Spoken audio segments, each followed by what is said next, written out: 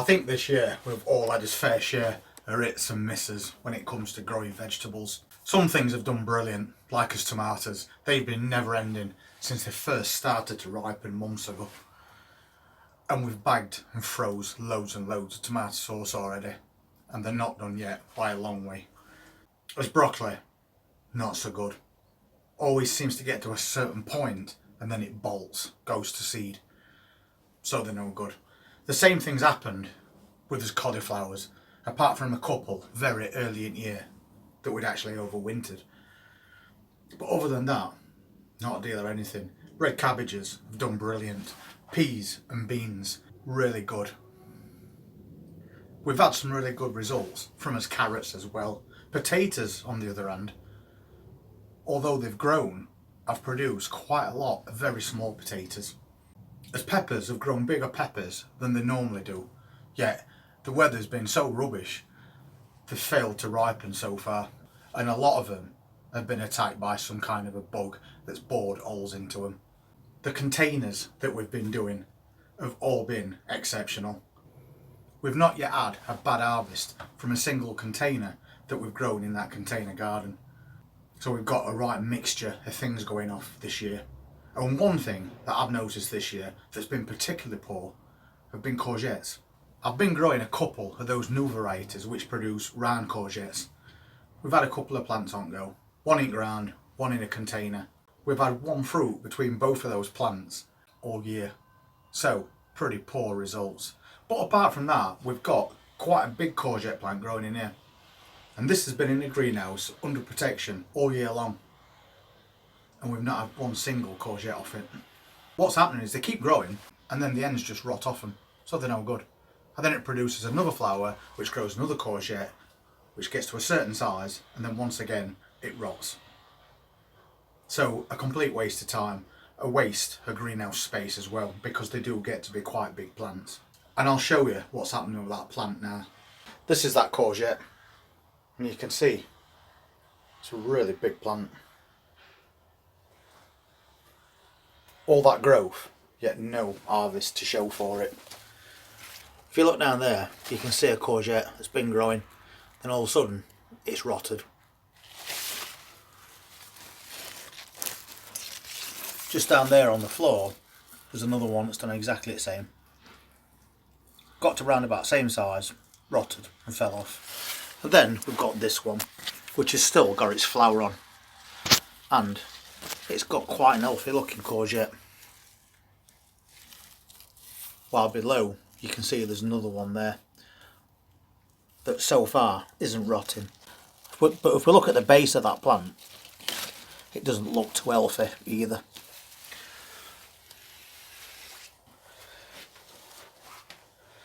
So a big plant, taking up a lot of space, returning basically nothing. I do think that a few people have mentioned it over the last few months that they've been growing courgettes and they've been getting quite poor results as well. A lot of the time when your courgettes rot after they've started growing, it's because they weren't pollinated in first place. But we've got windows open in this greenhouse. The door is right behind that plant and that stays open all day long. And every time I'm in here filming, I'm constantly battling against bees buzzing away in the background. So there's pollinators in here. If there weren't pollinators in here, we wouldn't be getting tomatoes, especially to the degree that we've been getting them. But still, for whatever reason, these courgettes aren't growing, they're rotting, just as if they've not been pollinated. It's a question I can't answer, but I just know that it's taking up a lot of space. It's not giving us anything back, and I'm not a massive fan of courgettes anyway. So I think next year we'll just stick to growing them outside in containers and use the greenhouse space we've got for something better. We have got a very big butternut squash plant behind me.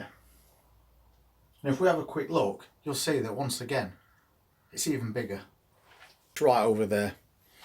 That's those microgreens that are now starting to turn green because we've took the lid off and exposed them to a bit of sun. We better move them actually, else they're going to get buried.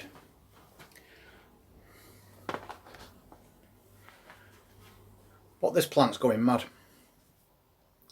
But once again, we've yet to see a fruit from it. And the leaves are now starting to yellow a bit. We saw a fruit growing on it quite recent, and it weren't a bad size.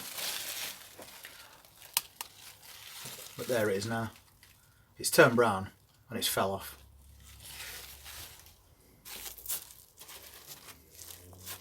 We did have another one growing somewhere, and it's buried somewhere amongst these leaves.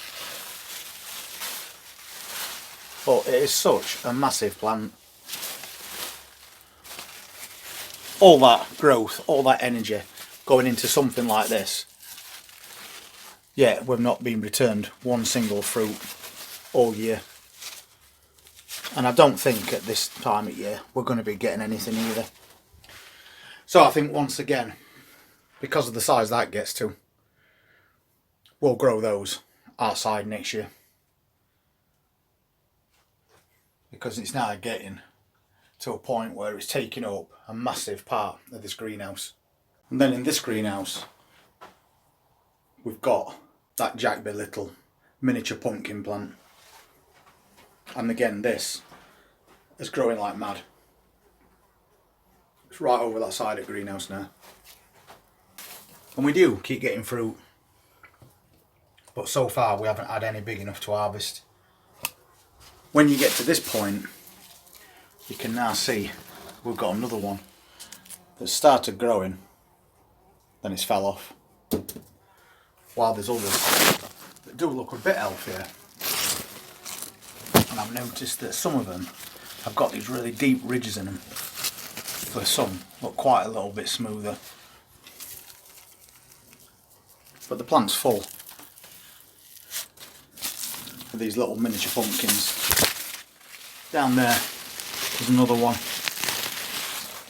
It's fell off because it's rotting. So exactly the same as that courgette plant and that butternut squash, we're getting a lot of growth from these plants, but nothing in return. It's definitely something that needs looking at, ready for new season.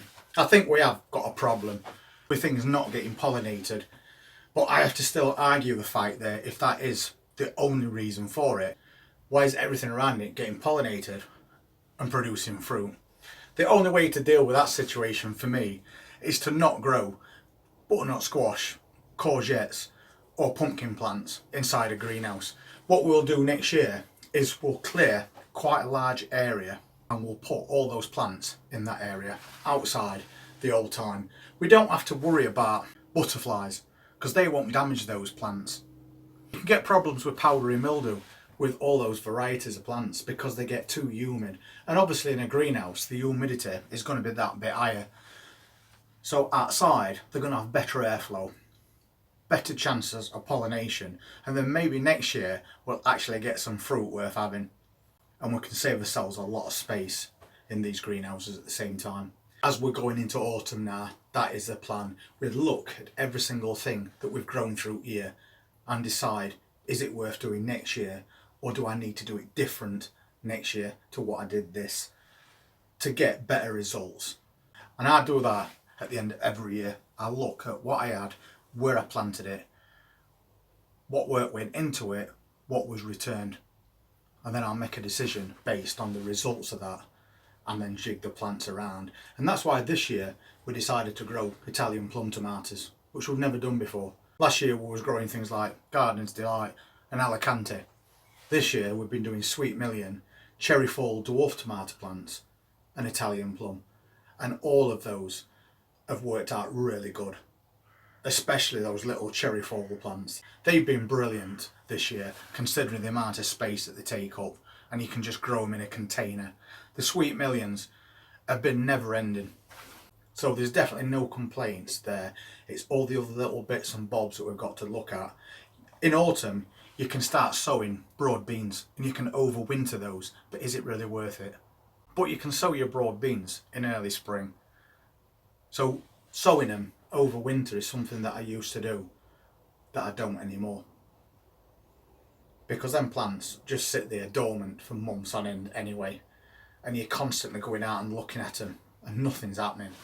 So that has been taken out of the equation this year as well, along with quite a few other bits and bobs, all based on what's happened this year. And we can't deny that this year has been quite harsh when it comes to weather And that's been to blame for quite a lot of things, but not everything. So we'll look at all those factors and then we'll decide not only what we're doing next year, but what we're going to be doing all the way through autumn and winter. And if it's only a bit of something that actually works, it's better than a lot of stuff that causes a lot of work, no return. Let me know how your garden has gone on so far this year and what things you're disappointed with. What wouldn't you grow next year that you tried to grow this year? Or are you a new gardener that's just starting out this year and has had quite a bit of luck with pretty much everything? Or are you teetering on the edge of not bothering next year? Because if you are, it's my job between now and Christmas to change your mind. Because one thing that is a fact, whenever you're gardening, no year's ever going to be the same. The results from your plants are going to vary constantly. But it doesn't stop you looking at certain things and thinking that was too much work for not much of a return, which is one of the reasons why we don't grow sweet corn anymore. To me, it's just not worth it. But tomorrow, we're taking all that net off that oak tunnel and we're going to pull all those plants out that are basically finished. We're going to give it a good clean up, and what is left in there, we're going to make sure it's as comfortable as possible. We've got things that we're going to be pulling out over the next few weeks, like the carrots and the beetroot, but we've got other things in there that are going to need a lot longer to grow because we're going to be overwintering some things. If this rain holds off over the weekend, we can get that all sorted while we're growing these little seedlings in here, ready to transplant later. And by the time we get to the end of this year, we'll have a better idea of what works for us and what doesn't. So between us, we're going to make those plans and then we can put them into effect come spring next year. And that way, we should guarantee ourselves a bit less work, but a much bigger and a much more successful harvest. If you're not already subscribed to the channel and you want to see what we're going to be doing over the weekend, please hit that subscribe button, press that notifications bell, and I'll see you then. Take care.